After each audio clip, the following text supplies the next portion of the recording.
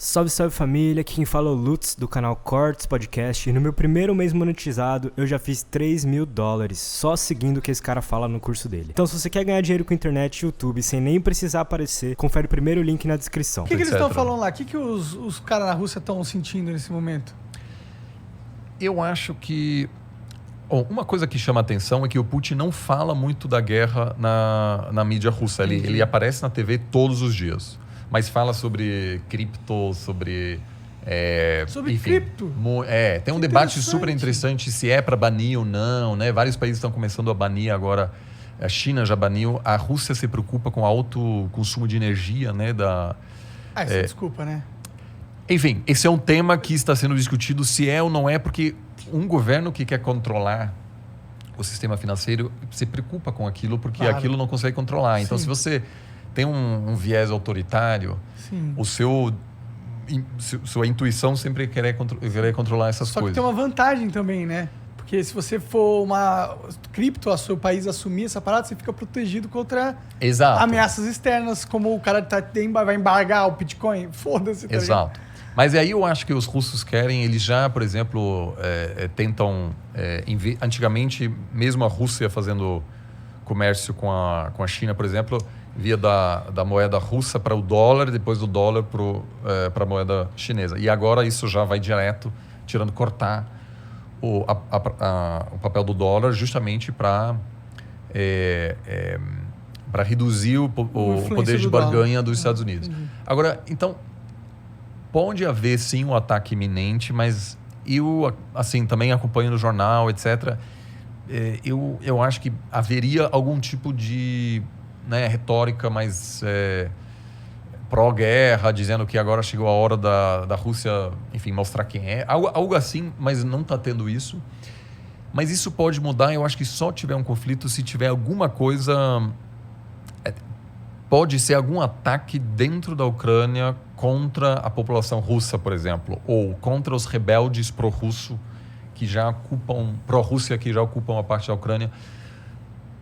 Eu ainda acho que o cenário mais provável é uma pequena invasão, que na verdade é uma violação da soberania, mas não uma ocupação inteira, porque daí você teria o mesmo problema que os Estados Unidos tinham no Afeganistão. E no Iraque, que você começa a ter rebeldes, guerrilha. Isso aí vira um pesadelo. O presidente que está lá agora, ele é pró-Rússia? Não, o presidente, o Zelensky, é uma pessoa, enfim, que é um comediante. E o papel dele, que ele mais fez sucesso, foi de presidente da Ucrânia. Peraí, ele é comediante? Ele era, essa é a profissão dele. Que pira, ele tinha um programa... Ele é o Bolsonaro Não, nos programas ele enfim, era o presidente, só que no programa dele. A eleição dele é um sinal de um cansaço terrível da população ucraniana com o sistema político. Muita corrupção. Então, quando eles elegeram esse cara, também foi uma forma do eleitor dizer à elite política, a gente cansou de vocês. Então, ele tem uma posição mais pró-Ocidente, é mais popular do lado da Ucrânia, que fica perto da Europa. E aí a Ucrânia vem tendo presidentes que às vezes são mais pró-Rússia, mais pró-Ocidente. O atual tem uma taxa de aprovação baixíssima. Então tem duas teorias. Ou uma invasão levaria ao colapso porque a população diz: eu não vou morrer defendendo esse governo, que é um palhaço, é um profissional de fato. Que loucura. Volte a fazer o que você estava fazendo. Uma pessoa que não sabe governar, etc. É muito raro você ter uma pessoa que vem totalmente de fora e faz um bom governo. Porque é muito difícil governar e o cara não tinha nenhuma experiência. Ainda mais se a sua experiência era atuar como presidente. Atuar mesmo no teatro. E a outra... Exato. Mas a outra alternativa é a invasão desperta, de repente, um apoio ao governo. E não dá para saber, né? Não dá para saber. Isso que aconteceu, aliás, no governo Bush, no 11 de setembro.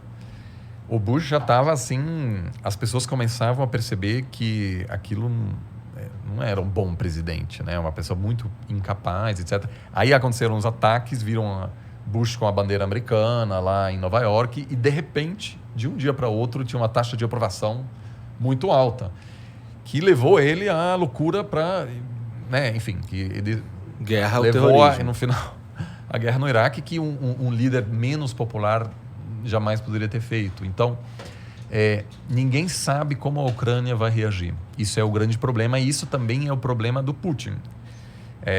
Porque ele claramente não quer se envolver aí no negócio que, aliás, a Rússia já viveu nos anos 80, quando invadiu o Afeganistão. Ficou 10 anos lá e foi um terror. E o que aconteceu naquela época? Os americanos começaram a financiar os Mujahideen, que depois explicam a ascensão do Talibã. Os americanos apoiaram radicais que depois, né, vamos dizer, se transformaram no grupo que acabou atacando os Estados Unidos no 11 de setembro. Então, o que os americanos fariam no caso de uma invasão russa na Ucrânia? Iam mandar muitas armas para a resistência. Então, aquilo aí é um negócio que eu acho que para a Rússia, eu acho que não compensaria, porque o custo econômico é enorme num país que, assim, tem reserva, mas uma ocupação é muito, muito cara. Penoso, né? Eu acho que eles não vão querer, né? Porque se eles ocuparem a OTAN... Porque a OTAN não estava querendo colocar uns exércitos lá na fronteira? Não estava rolando uns negócios assim? Eu acho que, assim, os Estados Unidos cometeram um erro gravíssimo, porque em 2008, o Bush falou que algum dia a Ucrânia vai fazer parte da OTAN. Que, do ponto de vista americano, é totalmente desnecessário. Para que agregar a Ucrânia à OTAN? A lógica da OTAN foi de se defender da Rússia. Então, um ataque aos alemães, etc. Então, basicamente, querendo impedir que a Rússia pudesse ocupar indústrias, por exemplo, na Alemanha, na França, né? Agora, o ganho estratégico dos Estados Unidos integrar a Ucrânia na OTAN é praticamente zero. É só encher o saco da Rússia. Pior, porque se a Ucrânia sofrer um ataque, os Estados Unidos é obrigado a entrar no conflito. E a população americana não quer isso. O Trump foi bastante honesto. Ele falou, olha, alguns países da OTAN, eu não sei se os Estados Unidos querem defender. Porque a OTAN surgiu numa lógica da Guerra Fria que hoje, a princípio, não existia mais. Então, foi uma grande provocação também, ao meu ver, uma cegueira, talvez, porque a Ucrânia até pode, vamos dizer, dá para defender a democracia na Ucrânia, etc. Agora, E os Estados Unidos, na verdade, não tinham um plano concreto, ele só falou. E aquilo gerou uma angústia muito grande na Rússia. Então, por isso eu acho que os Estados Unidos não está disposto a mandar tropas para os ucranianos. Não é um país tão relevante. Os russos encontram... Kiev vamos dizer, é o início da civilização russa. Então, para eles é muito mais importante. E outra, se tiver um soldado americano matando um soldado russo, por que as bombas atômicas não começam a voar, tá ligado?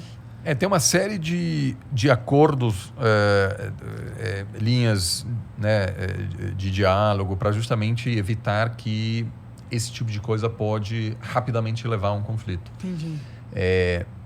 Mas é sempre o pior dos cenários e meramente a chance de um confronto entre as duas grandes potências elevou o preço de petróleo. Uhum. Então o mercado está começando a ficar muito assustado. Entendi. Você já tem uma crise energética na Europa por uma série de fatores e o preço de gás está aumentando muito. Então um país, por exemplo, que vai sofrer muito é a Alemanha, que depende do gás russo. Entendi. Uma vez que você tem um conflito acontecendo, você ainda pode confiar que a Rússia vai te passar gás. É verdade. Apesar de você fazer parte de uma aliança militar que está em conflito com você. Verdade, né? Pode ser, mas pode ser que não. Pode cair uma bomba num gasoduto e aí... Já era. A Alemanha, 40% do gás natural que a Alemanha importa vem da Rússia. Caralho! Por isso os alemães estão muito assustados e não querem uma escalação. Então, esse risco existe, é real. Tem muitas manobras acontecendo do exército americano perto do exército russo no Mar Negro. Isso é muito assustador, porque às vezes é um erro humano que pode levar a, enfim, um confronto que pode levar a um conflito. Foi assim que a Primeira Guerra Mundial começou. Foi uma guerra sem querer. Ninguém queria iniciar a Primeira Guerra Mundial. Então, nesse caso, portanto, os diplomatas se desempenham tanto agora em querer baixar as tensões, basicamente. Entendi. Eu acho que o mundo está tão conectado no comércio que eu também não acredito que os caras querem uma briga entre dois cachorros tão grandes, tá ligado? Então, esse é um dos grandes argumentos. Eu não estou te chamando de liberal, mas não, claro. O liberalismo, que não tem a ver com...